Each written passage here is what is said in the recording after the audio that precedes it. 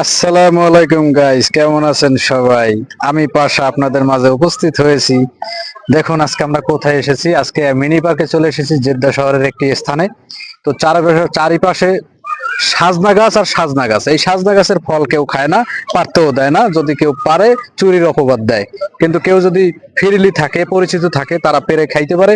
বা স্থানীয় যারা এখানে বাঙালি অনেকদিন ধরে যাবত আছেন, কাজকর্ম করে, তারাই শুধু এই সাজনা ফল নেয়। এবং বিশ্বাস করবেন কিনা জানি না, যারা এই ব্যায়াম করে, শরীর বডি ফিটনেস করে, তারা এই সাজনা গাছের পাতা কিনে খায়। হ্যাঁ, কিনে খায়। তো এই জায়গাটা আমি প্রায় আসি, খুব ভালো লাগে। হ্যাঁ, কখনো ছবি তুলি না বা আপলোড দেওয়া হয় না, তুললেও আপলোড দেওয়া হয় না, কিন্তু দেখার মতো একটি জায়গা, খুব সুন্দর। হ্যাঁ, মাশাল্লাহ।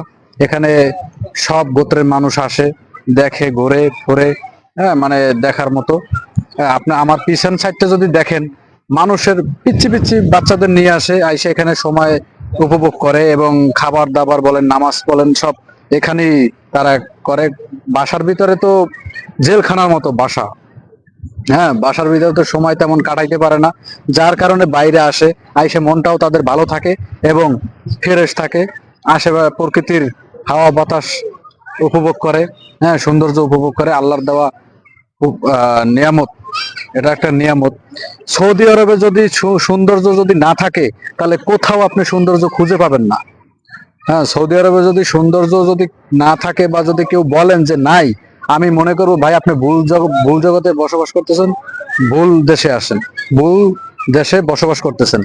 কেননা সৌদি আরবে এমন এমন জায়গা আছে যা আমরা ঘুরতে বের হইতেও পারি না। কাজের মানে এত পরিমাণ কাজের ফাঁকে বের হই সামান্য, হাইয়েস্ট হাতে সময় থাকে 1 ঘন্টা কি 2 ঘন্টা। এর ভিতরে আমরা কি ঘুরতে পারি? হ্যাঁ, পুরা সৌদি আরব যদি আপনি ঘুরে দেখেন, তাহলে দেখবেন পর্যটনের স্থানের অভাব নাই, দেখার মতো জায়গার অভাব নাই। হ্যাঁ, খুব সুন্দর। আমি সৌদি আরব নিয়ে করতেছি না, গর্ব করতেছি না, বা আমি জাস্ট বললাম। যারা জানেন, আমার চেয়ে জানেন বেশি ভালো, তারাই বলতে পারবেন। হ্যাঁ, আমি ছোট্ট করে একটু বললাম।